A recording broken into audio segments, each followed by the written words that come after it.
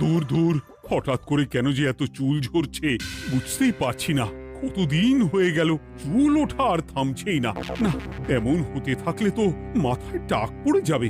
না না না, আজ রাজবৈদ্যের কাছে পরামর্শ নিতে হবে। কি ব্যাপার মহারাজ, আজ আপনাকে এমন চিন্তিত দেখাচ্ছে কেন? জীবনে বড় দুঃখ গোপাল, মন মেজাজ একদম ভালো নেই। সে কি, কি হয়েছে মহারাজ? গোপাল থাকতে দুঃখ কিসের? আর বলো না,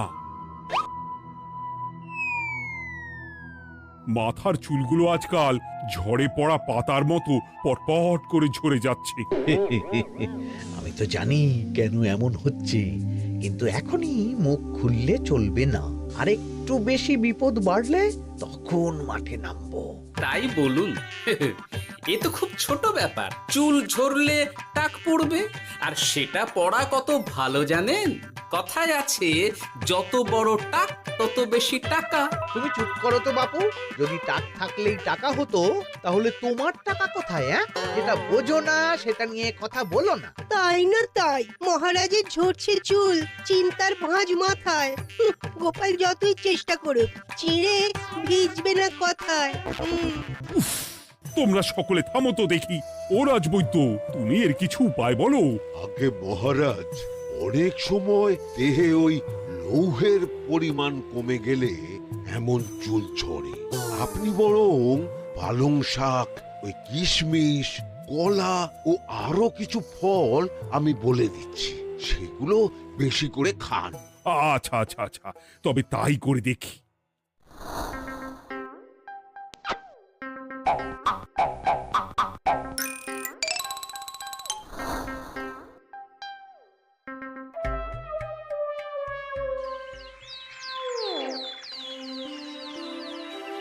ও রাজবৈদ্য, তোমার কথা মতো শাক পাতা ফলমূল সবই তো খেলাম, চুল ঝরা বন্ধ তো হলোই না।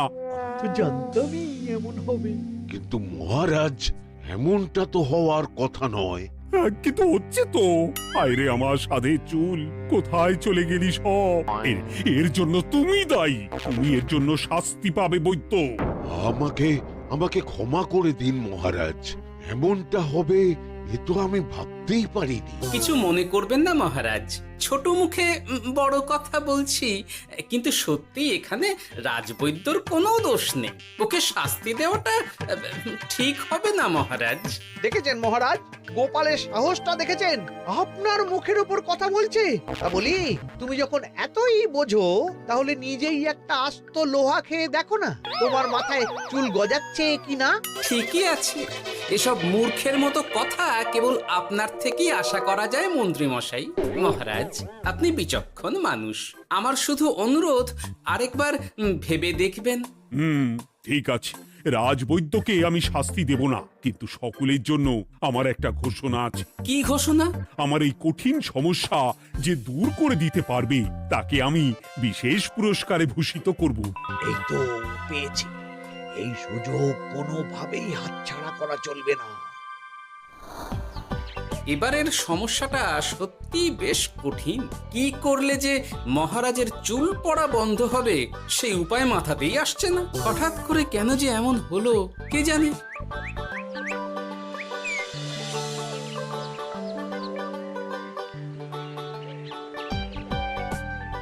ও মা, তুমি এসে গেছো?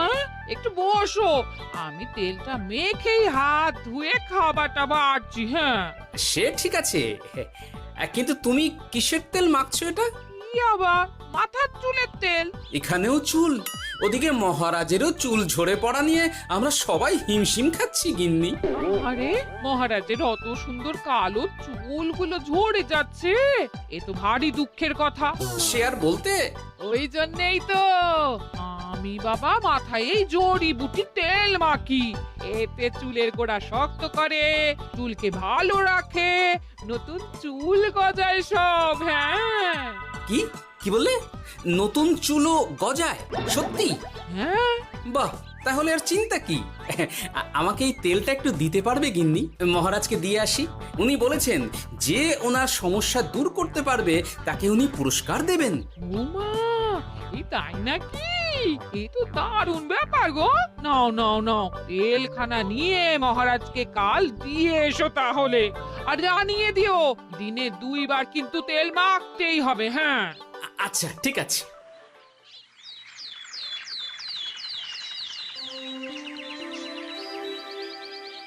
কোনো উপায় খুঁজে পেলে তোমরা? আগে মহারাজ, আমি আপনার জন্য নকল চুল বানিয়ে এনেছি। যতদিন আপনার চুল পড়া বন্ধ না হচ্ছে ততদিন আপনি এটা পরে ব্যবহার করতে পারেন। সে তো বুঝলাম, কিন্তু নকল চুল তো আর আসল চুলে জায়গা নিতে পারবে না বিজ্ঞানী। আসল চুলের কথা ভেবে আমি আপনার জন্য কেশুত্তে পাতা এনেছি মহারাজ। আচ্ছা বেশ। তা গোপাল, খুব তো আগের দিন বকবক করছিলে, তুমি কি এনেছো শুনি? সেটা যথাসময়ে দেখতে পেয়ে যাবেন মন্ত্রী মশাই। এটা জড়িবুটি তেল মহারাজ। আমি এটা আপনার জন্য এনেছি। এতে নতুন চুল গজায় আর চুলের স্বাস্থ্যও ভালো হয়। আমার গিন্নিও ব্যবহার করে এটি, তবে দিনে 2 বার করে মাখতে হবে, তাহলেই ভালো ফল পাবেন মহারাজ। বাবা, তাহলে তুমি কেন মাখো না? আচ্ছা, আপনার সমস্যাটা ঠিক কোথায় বলুন তো মন্ত্রী মশাই? মহারাজের জন্য কিছু আনলেও কথা শোনান, না আনলেও কথা শোনান। সত্যি তো মন্ত্রী, কেন তুমি সব সময় গোপালের পিছনে পড়ে থাকো বলো তো? এরা তো তাও সবাই কিছু না কিছু আমার কথা চিন্তা করে এনেছে, তুমি তো সেটাও করনি। না, আসলে মহারাজ, আমিও ভাবছিলাম আপনার কথা, কিন্তু থাক, বুঝেছি। আহ, দারুণ। তেলের গন্ধটাও খুব সুন্দর। গোপাল, তোমায় অনেক ধন্যবাদ। আশা করছি ব্যবহার করলে খুব ভালো ফল দেবে। একদম দেবেই মহারাজ। দূর বাবা, ভেবেছিলাম এক, হলো আর এক। কোথা দিয়ে যে গোপালটা মাঝখান দিয়ে এসে নাক গলিয়ে ঢুকে পড়ে, খুব শক্ত পুরস্কার নেওয়ার। দেখাচ্ছি মজা।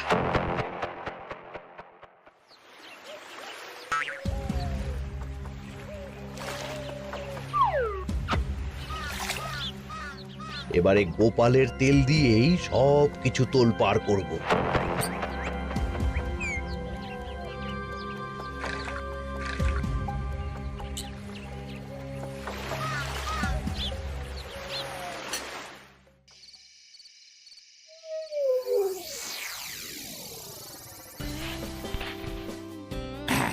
ব্যাস, হয়ে গেল 2 বার মাখা। গোপাল বলেছিল এতেই ভালো ফল পাবো, কিন্তু এখন মাখার পর মাথাটা কেমন জ্বালা জ্বালা করছে মনে হচ্ছে। হয়তো নতুন চুল গজাবে বলে এমন হচ্ছে। কাল সকালে বোঝা যাবে। এতক্ষণে বোধ হয় ছোট ছোট চুল গজিয়েই গেছে। কি এটা চুল গজানোর তেল ছিল নাকি পড়ে যাওয়ার? হে ভগবান, যেটুকু বাকি ছিল সেটাও ঝরে পড়ে টাক পড়েই গেল। গোপালই হলো যত নষ্টের গোড়া। আজ আসুক সভায়।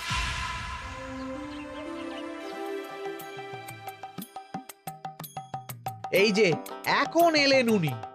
ও কি মহারাজ, আপনি এমন কাপড় মাথায় জড়িয়ে বসে আছেন কেন?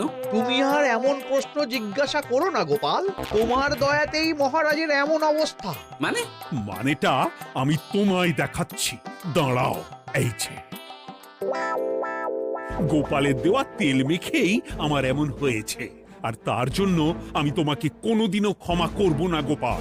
বিশ্বাস করুন মহারাজ, আমার গিন্নিও মাখে এই তেল, কিন্তু এমন কিছু তো এখনো পর্যন্ত ঘটেনি। আমি আর কিচ্ছু শুনতে চাই না। আমার মাথা ভর্তি চুল আমি ফেরত চাই। যতদিন না আমার মাথার সব চুল ফিরে আসছে ততদিন আমি তোমার মুখও দেখতে চাই না। মহারাজ, আপনার কোনো চিন্তা নেই, আমি তো আছি। এবার এই সমস্যার একটা সমাধান আমি করেই ছাড়বো। কি ব্যাপার, মন্ত্রী মশাই এত লাফাচ্ছে কেন? এসবের পেছনে আবার ওনার হাত নেই তো? না, ব্যাপারটা পরে দেখতে হচ্ছে।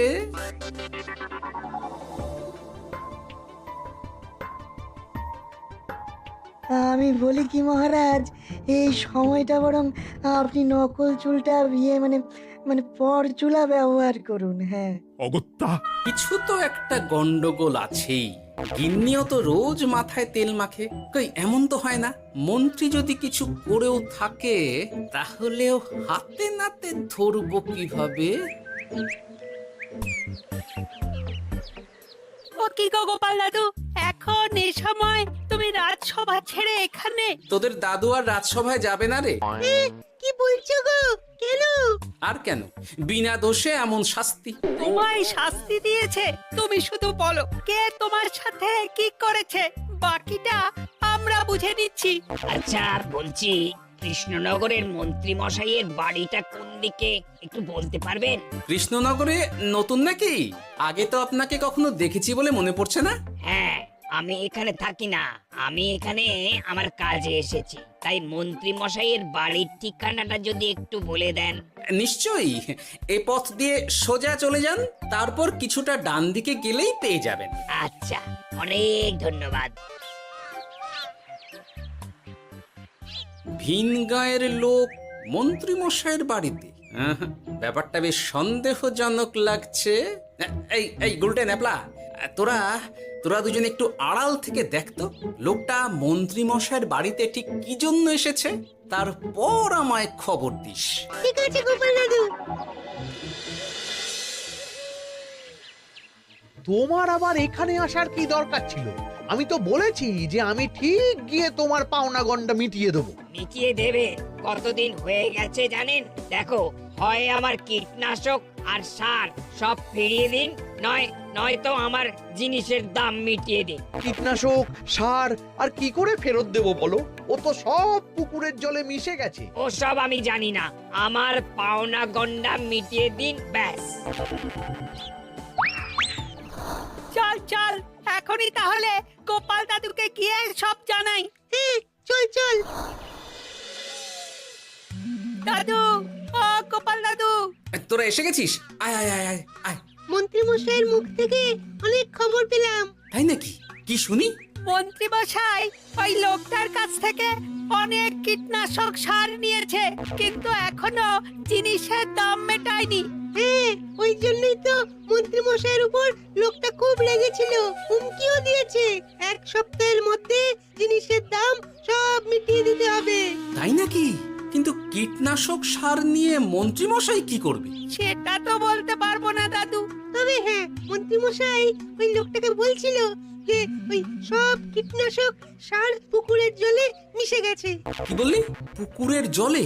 আচ্ছা, এবার দুয়ে দুয়ে 4 করা গেল। অনেক ধন্যবাদ রে তোদের। বল বল, তোরা কি খাবি? কিচ্ছু লাগবে না গোপাল দাদু, তবে ভোলা বয়ের আর মিষ্টি খাওয়ালে। আচ্ছা আচ্ছা। কি করে যে মহারাজকে আসল ব্যাপারটা বোঝাই, কিছু তো একটা উপায় বের করতেই হবে। তা বলি বাবা, রাজসভায় যেতে হবে না বলে কি সারাদিন এইভাবেই শয়নে শয়নে দিন কাটাবেন বাবা? হ্যাঁ, উপায় পেয়ে গেছি। বুঝলে গিন্নি, আমাকে একটা জায়গায় যেতে হবে, বুঝলে? তারপর ওখানে যদি কাজ হয় তাহলে আগামীকাল রাজসভায় আমি যাব। কিন্তু তুমি যে বলেছিলে তোমার এখন ছুটি। হ্যাঁ, কি আর করি বলো, গুরুত্বপূর্ণ একটা কাজ, তাই যেতেই হবে। আচ্ছা যাও। ওই গো বিজ্ঞানী।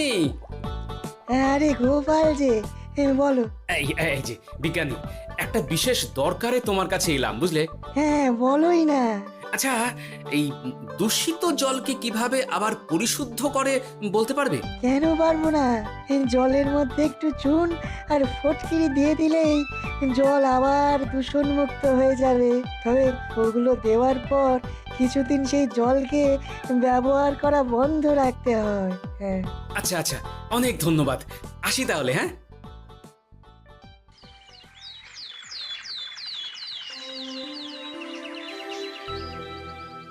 ছায়া পড়েছে, ছায়া পড়েছে, আমি বেশ বুঝতে পারছি তার ছায়া পড়েছে এখানে।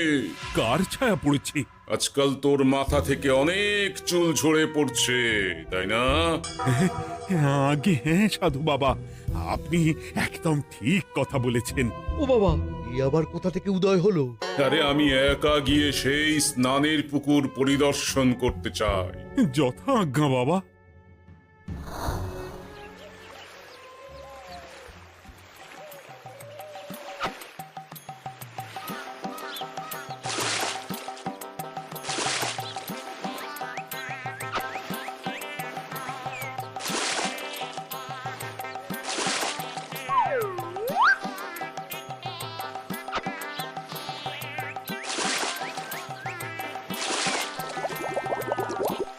যাক বাবা, মোটামুটি সপ্তাহখানেক এভাবে থাকলেই পুকুরের জল আবার আগের মতো পরিষ্কার হয়ে যাবে। এবার শুধু মহারাজকে একটু বুঝিয়ে বললেই হয়ে যাবে।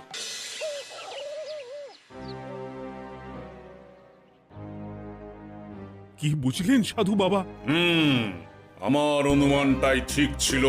পুকুরের জলে কালো ছায়া পড়েছে, কুদৃষ্টি পড়েছে, তাই এমন হচ্ছে। সে কি? কি কালো ছায়া? যত সব বাজে কথা। জল দূষণ করলাম আমি, আর দোষ পড়ছে কালো ছায়ার উপর। তাহলে এখন কি হবে? চিন্তার কোনো কারণ নেই। আমি মন্ত্রপুত ভস্য ছড়িয়ে দিয়েছি। 1 সপ্তাহ ওই পুকুরের জল স্পর্শ তো দূর, পুকুরের কাছেও যাওয়া নিষেধ। তাহলে আমার মোহরের কি হবে? যথা আজ্ঞা সাধু বাবা। ও কি, তাহলে মহারাজ এতদিন স্নান করবেন কোথায়? সে কথা কাউকে চিন্তা করতে হবে না। মহারাজের ওপরে কালো ছায়া পড়া জল পড়েছে, তাই আগে সেটা শোধন করতে হবে। আমাকে তাহলে কি করতে হবে সাধু বাবা? আমার শিষ্য গোপাল আমাকে আগেই এই বিষয় জানিয়েছিল। আমি তার হাত দিয়েই তোর স্নানের জল পাঠিয়ে দেব। তাই আগামী 1 সপ্তাহ সেই জল দিয়েই তোকে স্নান করতে হবে।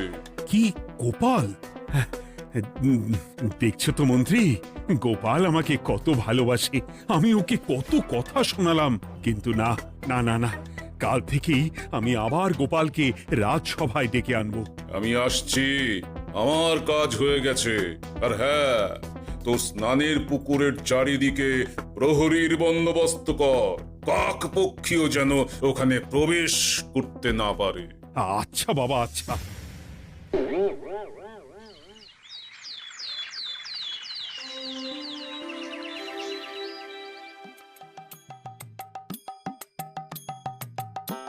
গোপাল, তোমাকে আবার এখানে দেখতে পেয়ে আমার খুব ভালো লাগছে। তোমার গুরুদেব গতকাল এসেছিলেন, কিছু মনে করো না।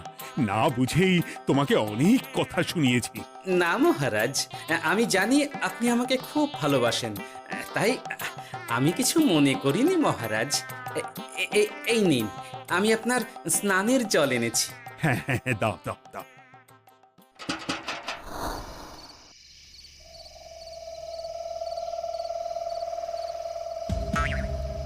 ও বাবা, পুকুরের কাছে যে গিয়ে দেখবো সে উপায় নেই। চারপাশে প্রহরীতে ভর্তি, তাহলে কি সত্যি সত্যি কালো ছায়া পড়েছে? ভালোই হলো, পাওনাদারকে বলে দেবো কীটনাশকটা জালি ছিল। হি হি।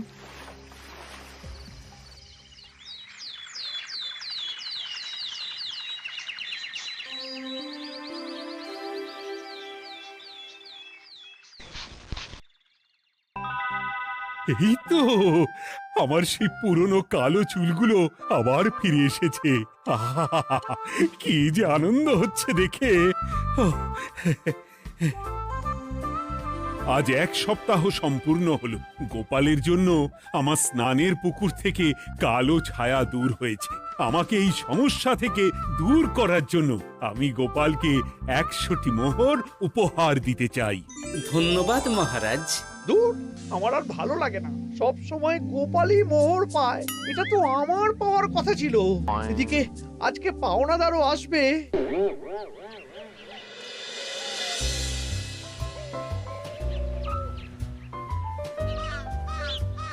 গোপাল দাদু, ওই লোকটা এসে গেছে। আচ্ছা, আসছি। এটা তো মন্ত্রীর বাড়ির দিকে রাস্তা।